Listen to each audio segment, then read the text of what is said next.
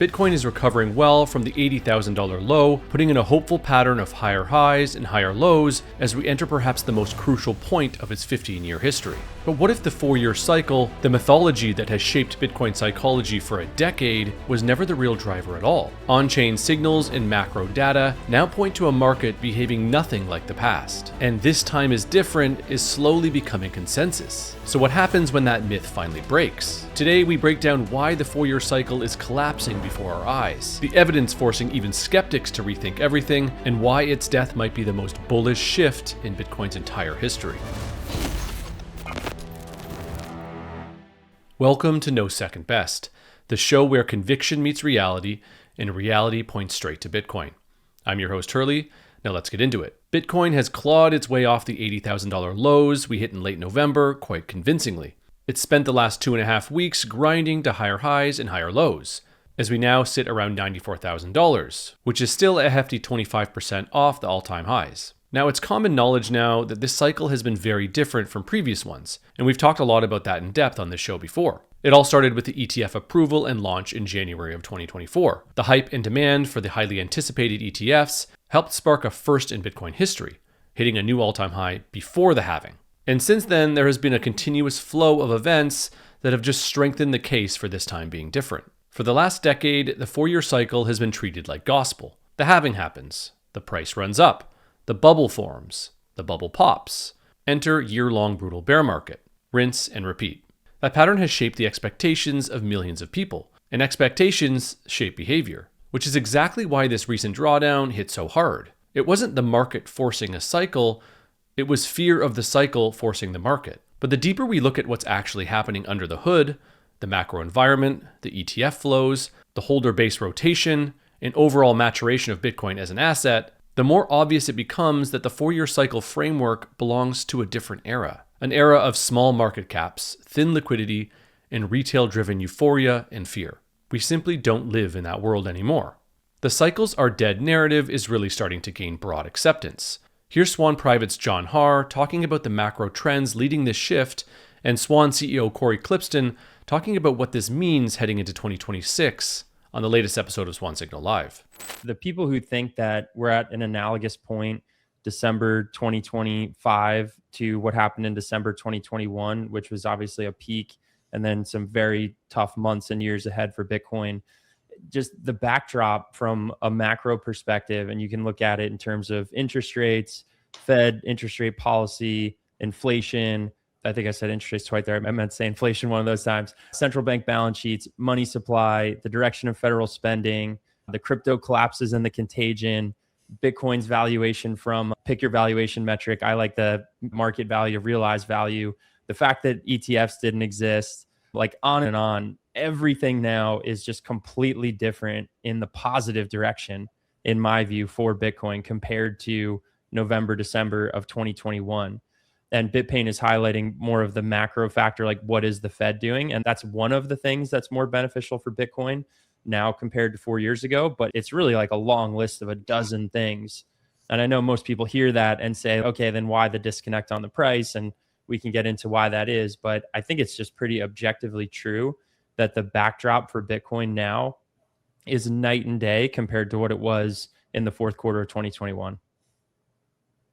Yeah, Cory, your thoughts on the liquidity environments? I think there's still just a lot of uncertainty out there. I think there are people waiting to see what happens with, new Fed chair. A lot of people were hoping in a sort of backwards way that inflation prints would come in hot. They came in a little lower than some people were expecting, which makes it less likely to lower interest rates. And so I think there's just still some kind of dis-ease about which way this thing will go. Everything's basically driven by CapEx from Mag 7 stocks and AI things. And everyone is just wondering, is this like a local bubble or is just like the little one? And if you get off the train, you miss the big one. And it's just it's a really uncertain moment in time. When I look at Bitcoin, I would just say we didn't have any kind of euphoria or blow off top. So the chances of some kind of big crash from here is just minuscule compared to what it was in previous cycles. So I think cycles are just dead by virtue of that. And my base case is that we actually see a new all-time high in 2026, which has never happened before. There was never a price in 2014 that was higher than the all-time high in 13, never a price in 18 higher than 17, never a price in 22 higher than 21. And I think there's more than a 50% chance that we bust through 125, 126 sometime in 2026. There's just, as John was just ripping through, there's just so many positive things for Bitcoin right now, and quantitative tightening is over, and it's in the government's interest to spend heading into the elections, especially when the president is unpopular as ours is right now. So we'll see what happens. Cory's point is simple. Cycles didn't end because the halving changed. They ended because the market changed. Simply put, we have not had a euphoric blow off top in 2025. That part is obvious. We never had the mania that defined 2013, 2017, or 2021. And without that mania, there's no reason to expect the kind of devastating collapse that followed it. Plus, John's point on the macro backdrop being unrecognizable compared to a decade ago. Rates, liquidity, institutional participation, everything is different. And Cory's call that we could see a new all-time high in 2026 isn't hopium. It's simply what you'd expect when volatility compresses and professional capital dominates. This isn't a market ruled by traders trying to time the market by buying low and selling high anymore. It's a global asset responding to global forces. And we're not the only ones saying this. Attorney and macro analyst Joe Carlasare put it beautifully and concisely in a thread on X. The 4-year cycle has always been built on a sample size of 3. 3 small historical periods with completely different market structures, completely different market caps, and no institutional footprint. Bitcoin in 2013 had a $12 billion market cap. Bitcoin in 2017 was $320 billion. And Bitcoin in 2021 crossed $1 trillion. And that top wasn't driven by halving mechanics at all, but by money printing, artificial liquidity, and a cascade of crypto fraud. Today, 95% of all Bitcoin that will ever exist is already mined and on the market. Annual new supply is barely a rounding error. ETFs hold more than 1.4 million coins, something that simply didn't exist in any prior cycle. CME futures open interest exploded from 1.4 billion in 2020 to 39 billion in 2025. A market with that structure does not repeat 2013 or 2017. It can't. The entire foundation has changed. Joe's argument cuts right to the truth. Bitcoin doesn't obey 4-year incrementals. It obeys liquidity, adoption, and macro. And that brings us to Cathie Wood, the CEO of ARK Invest, and one of Bitcoin's earliest and most vocal champions on Wall Street. She's been studying every major cycle, every liquidity event, and every institutional flow for years. She's not looking at Bitcoin through a retail lens. She's looking at it from the vantage of someone overseeing billions in capital. And in her view, the 4-year cycle isn't just weakening, it's already broken. So Bitcoin is behaving more like a risk-on asset. It has played the risk-off role at different times during the European sovereign debt crisis, during our regional bank crisis. But right now, it's risk-on. It is climbing another wall of worry, and that is the 4-year cycle.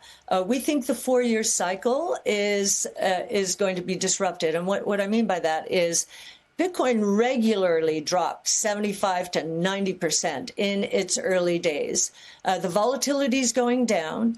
It's down about 30 some odd percent. And I think there's a fear of the 4-year cycle. We think that the move by institutions into this new asset class is going to prevent much more of a decline. We may have seen the low a couple of weeks ago. I really believe that we're moving in from a rolling recession where we've been for the last 3 years. Manufacturing's been negative for 3 years in the United States, into a rolling recovery, which I think we're entering now, and then a productivity-driven boom, the likes of which we have never seen before. Cathie zeroes in on the part of the story most people still underestimate. Institutional buying doesn't just push price higher, it stabilizes price. Institutions don't capitulate at the first sign of red candles. They buy corrections, they rebalance, they allocate for long-term theses, not trading patterns. And that's why Bitcoin has had shallower pullbacks this cycle from previous ones, and why the largest and most recent correction hasn't snowballed into a 75 to 90% wipeout in a bear market. That's why ETF outflows during the November panic were barely a blip. And that's why Cathie believes we may have already seen the low. Institutions aren't here to trade a cycle. They're here to own the asset. And when you zoom out, that shift becomes undeniable. Harvard's 13F filing revealed they 4x'd their Bitcoin allocation last quarter and doubled their gold. Think about that for a minute. The world's most prestigious endowment looked at the global debasement story and chose to put twice as much into Bitcoin as into gold. That's not cycle behavior. This entire period from 2023 through 2025 has behaved far more like a pre-bull market than a classic post-halving mania. And you can actually see that in the data. Let's start with RSI, the Relative Strength Index. Think of RSI as a simple momentum gauge. It tells you whether buyers or sellers have been in control over a given period. Historically, when Bitcoin's RSI drops into the mid-30s, it's only been during deep structural bottoms. It's only happened 5 times in Bitcoin's entire history. 2015, 2018, the COVID crash in 2020, the FTX collapse in 2022, and right now. Every one of those events marked the beginning of a major accumulation period, not the end of a cycle. This is not the signature of a blow-off top. It's the signature of a market coiling, not capitulating. Now let's add another layer, the business cycle and the liquidity cycle. These two have always been the real engines of global risk-taking: stocks, credit, commodities, and yes, Bitcoin. When liquidity expands, risk assets expand. When liquidity contracts, everything struggles. And one of the cleanest measures of that global cycle is the ISM PMI, the Purchasing Managers Index. PMI is essentially a monthly pulse check on economic expansion or contraction. Above 50 means growth, below 50 means slowdown. Notice it still hasn't turned up yet. We're not even in an expansionary environment yet. We're not even in the early acceleration phase. This is the real reason the 4-year cycle idea breaks down here. In the past, halvings just happened to line up with early liquidity expansions, which made people think the halving was doing all the work. But not this time, not even close. And Bernstein, one of the top independent research firms in Wall Street, is picking up on this. Bernstein just published a note saying, quote, "In view of the recent market correction, we believe the Bitcoin cycle has broken the 4-year pattern and is now in an elongated bull cycle with more sticky institutional buying offsetting any retail panic selling. Despite a 30% Bitcoin correction, we have seen less than 5% outflows via ETFs. We are moving our 2026 end Bitcoin price target to $150,000, with the cycle potentially peaking in 2027 end at $200,000. Our long-term 2033 end Bitcoin price target remains $1 million. Which brings us to a fascinating signal from Jordy Visser, who may have posted the most overlooked chart of the week. Earlier this morning, Jordy posted a chart that's worth sitting with. As Bitcoin fell from 115K to 80K, his pure vol versus pure quality metric collapsed. But in the last 11 trading days, that same metric ripped straight back to the highs, even as Bitcoin was still regaining its footing. Historically, when beta rips back this hard while Bitcoin is bottoming, it signals a coming expansion in risk-on flows, exactly the environment where Bitcoin tends to outperform. And remember, Jordy's signal correlates with PMI expansion. If the business cycle turns up in 2026, this fits perfectly with the idea that the halving cycle is now irrelevant, replaced by global liquidity.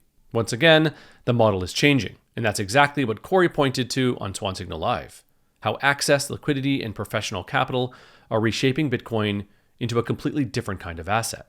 Anytime you see a big expansion in access for buying and selling Bitcoin, absent everything else held constant, it means that it's more likely that Bitcoin goes up and it's more likely that volatility goes down. And so every time new trading venues open up and new access to Vanguard, Schwab, and all these commodities, exchanges and desks and OTC markets and all of this being able to access Bitcoin, that's what you should think. There's more liquidity, volatility comes down over time, number goes up over time. So it's a smoother path over time, less opportunities for a 10x gain in 18 months or something like that, but more and more just looking like a steady savings technology that you can trust. Yeah, exactly. And this is part of why I think that we're not going to see these massive drops anymore. Those were really driven by retail and speculators deciding, hey, I'm freaking out basically about what's happening with price action, don't have a long-term thesis. They haven't done the work to develop that conviction. But everything we're talking about here is access to professional traders and money managers, right? And they will have a thesis and they will do the work to develop conviction, or they won't invest in it. And so when these events happen where price goes down 30%, that's an opportunity to buy and start stacking.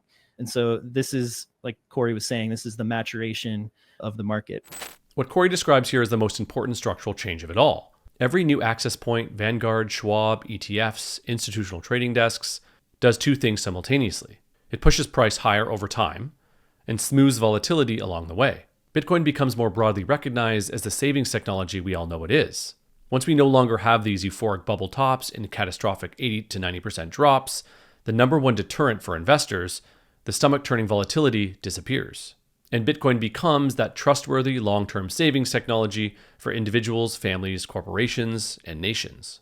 The more serious the capital becomes, the less Bitcoin looks like a speculative chart pattern. And the more it looks like the backbone of a new monetary system. And if you're a high net worth individual, a family office, or a business navigating this shift, this is exactly where you want a partner who understands the long game. And that's why Swan Private exists. Swan Private helps families and businesses build real Bitcoin strategies, secure multi-signature custody, deep inheritance planning, tax structuring, and full treasury solutions. The things you prepare for before you need them. Visit swan.com/no-second-best to connect with the Swan Private team today.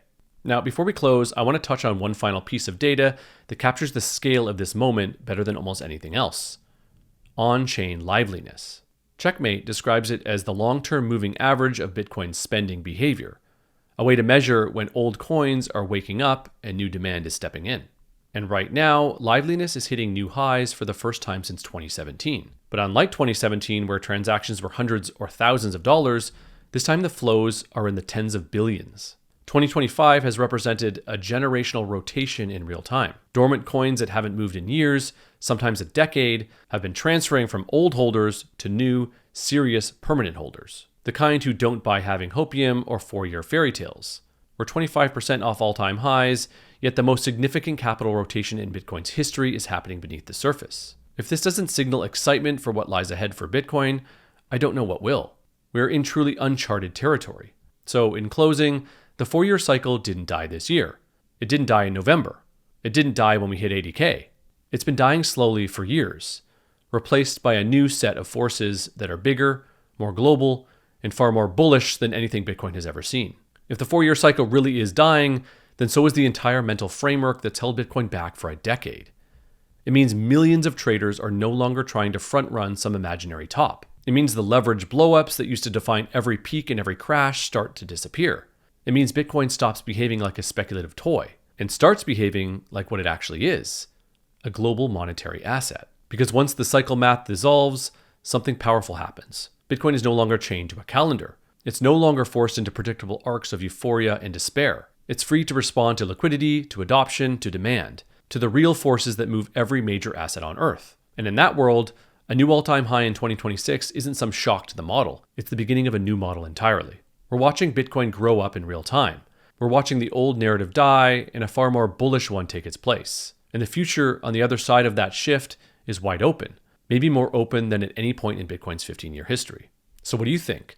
Is the 4-year cycle truly dead, or are we watching it evolve into something new entirely? Do you think we see a new all-time high come in 2026, or does Bitcoin surprise everyone and move even sooner? Drop your thoughts in the comments below, and if you enjoyed this analysis, hit the like button. And subscribe to the Swan Bitcoin channel for more high signal every single day. Thanks for watching, and remember, there is no second best money.